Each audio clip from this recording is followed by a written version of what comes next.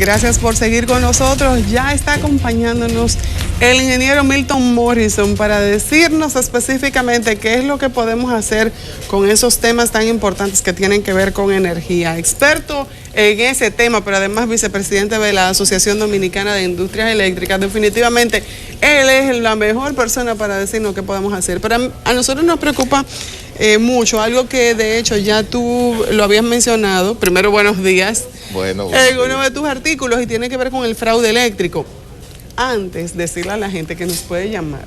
Estamos en los números 809-683-8785 y 8786. En un momentito los muchachos lo van a poner en pantalla para que ustedes, bueno, ya está, para que ustedes vean dónde nos pueden llamar en caso de que tengan alguna interrogante del tema en cuestión del día de hoy, que tiene que ver con el fraude eléctrico. ¿Cuándo una persona y cuánto pudiera llegar a la cárcel una persona que sea detectada con fraude eléctrico? ¿Cuál es el nivel que llevaría a una persona a incluso a tener cárcel? Sí, bueno, buenos días, Elisa. Realmente, mira, el tema del fraude eléctrico o errores en la facturación, cuando uno lo menciona, inmediatamente piensa simplemente en el usuario, en el cliente. Pero porque es lo que, me imagino que es lo que más fácil sucede. Exacto, pero yo quiero, antes de contestar tu pregunta, señalar que la ley de electricidad, en su artículo 125, señala que también hay penalización para los errores que cometen las empresas distribuidoras. Y yo voy a hablar un poquito de eso, pero en principio, respondiendo a tu pregunta, mira, la penalización para el fraude eléctrico van, en términos de la cárcel, desde 3 días hasta 3 años. Y también van desde 10 salarios mínimos hasta 5,000 salarios mínimos. O sea, estamos hablando de que las penas, o sea, que puede tener alguien que sustraiga la energía, dependiendo de la cantidad de energía que haya sustraído, en esa misma medida puede ir o a la cárcel o puede pagar una penalización económica que es bastante elevada. ¿Y cómo tú determinas, por ejemplo, que una persona ha estado tanto tiempo sustrayendo energía? Sí, mira, lo primero es que se puede determinar que ha estado sustrayendo la energía. Ahora, lo que tú no puedes determinar quizás es qué tanto tiempo la ha sustraído, porque tendrías que tener un parámetro de un día o de la medición, o sea, o de un corte. Por ejemplo, cuando se encuentra una anomalía de este tipo, simplemente la empresa distribuidora se da cuenta o que no tiene el medidor o que el medidor ha sido arreglado, pero no podría saber desde qué momento lo hizo. Pero obviamente lo que sí se hace es que sí se le da un seguimiento a ese caso muy particular, y hay formas a través de lo que ha sido el promedio de su consumo de determinar quizás en qué momento comenzó a producirse la anomalía, y a partir de ahí le cuantifica. Te voy a poner un caso que es el ovillo de una persona que tenía su casa, pagaba todo bien, y de repente yo veía que a las 6 de la tarde él conectaba un cable, no a otra vivienda, pero sí a la red, directamente al poste del tendido eléctrico. Y yo le preguntaba que qué había pasado, y no, es que compré un aire acondicionado. Mi pregunta es, ¿se carga esa conexión ilegal a alguien en el vecindario, en el barrio? Sí, mira, es real, depende de dónde haga él esa conexión ilegal. Si la hizo en los cables del tendido eléctrico que vienen de la distribuidora de baja tensión, ahí le está robando a la distribuidora, a nadie en particular. Para poderle robar la energía a un vecino, tiene que ser que conecte sus cables después del medidor, de lo que va desde el medidor hasta la casa. En ese tramo, entonces sí, ya lo que él conecte ahí se le va a cargar al vecino. Bueno, pues era la distribuidora que le estaba entonces llama la energía. atención. Oye, déjame decirte algo, fíjate cómo tú señalas, a las 6 de la tarde él agarraba y lo conectaba. ¿Tú sabes por qué a las 6 de la tarde? Porque precisamente en la ley de electricidad y todo el tema de persecución del fraude eléctrico dice que a partir de las 6 de la tarde no pueden ir fiscales ni demás a hacer ese tipo de allanamiento. Entonces él yo sabía pensé que era de porque eso. llegaban todos y él prendía su aire acondicionado a esa hora y no, él sabe que a partir de esa hora no le iban a hacer esa inspección. Entonces esas son de las cosas que deberían mejorarse para en cualquier momento u hora del día poder hacer ese tipo de levantamiento y detectar esta situación que al final afecta a todos, porque un déficit en la distribuidora es un déficit que nos puede llegar en tarifas más elevadas a aquellos que sí la pagan, o puede generar un déficit en la economía nacional.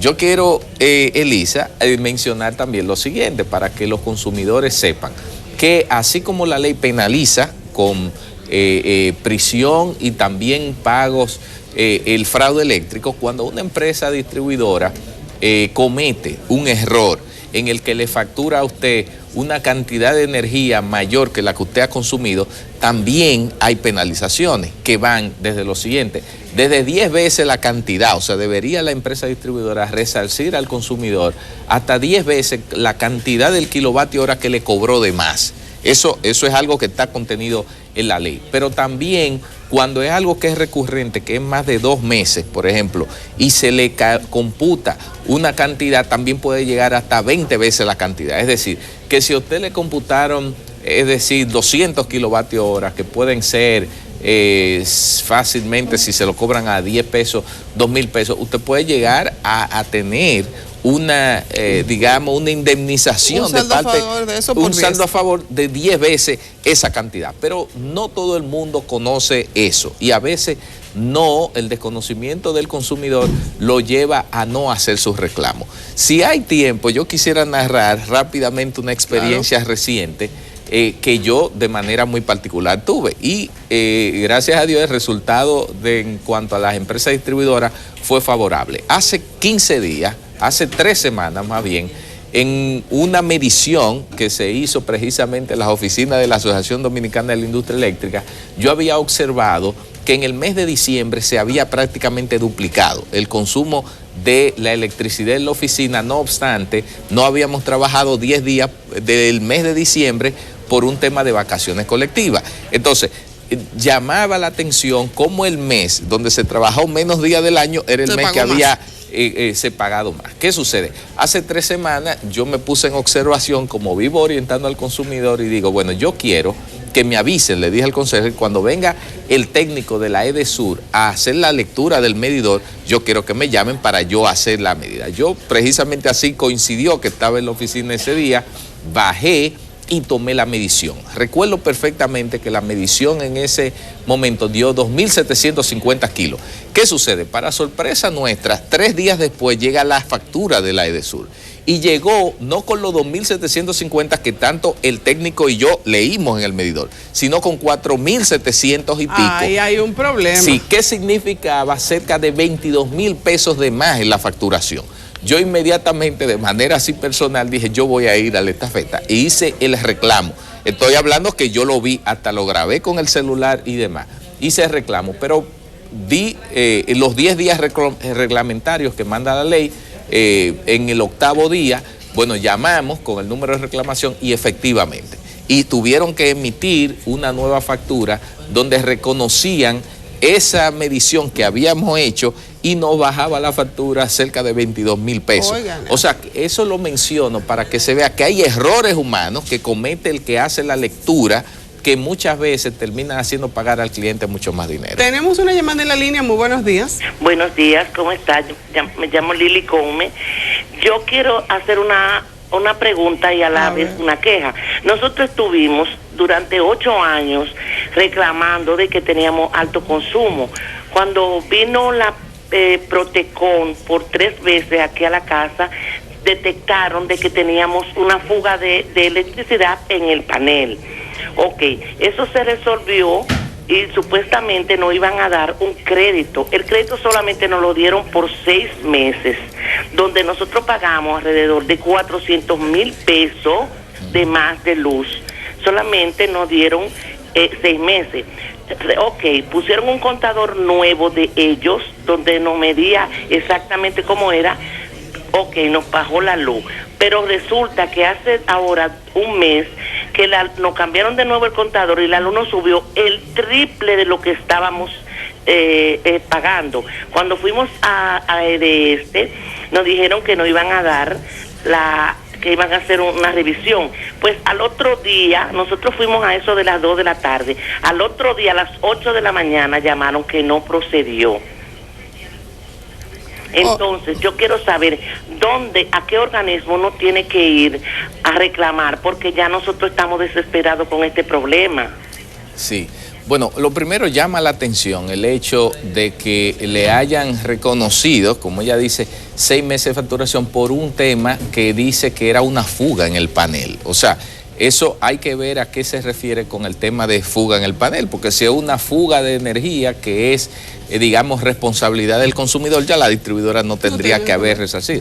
Si hizo ese reconocimiento de 6 meses, porque realmente más que una fuga de un panel, fue una mala medición de ello. Hay que diferenciar una cosa y otra. Lo segundo, el tema de que le hayan cambiado el medidor y se haya triplicado el consumo, eso no tiene una razón lógica. O sea, eso, lo primero es que yo les recomiendo a usted, a la persona que nos acaba de llamar, que simplemente tome el histórico, que aunque ellos lo tengan, el histórico de los consumos en los últimos meses, y pueda de una u otra forma hacer sus reclamos en base a demostrar eso, que en ese mes que se triplicó no hace sentido. Eso fue lo que yo acabo de narrar en mi experiencia, que en diciembre no me llamó la atención de eso, y yo simplemente procuré ser yo mismo quien verificara el consumo. Ahora, ¿dónde dirigirse? Mire, la Ley General de Electricidad y el reglamento dice que cuando las empresas distribuidoras hacen el peritaje, en el caso suyo que dice que de este fue,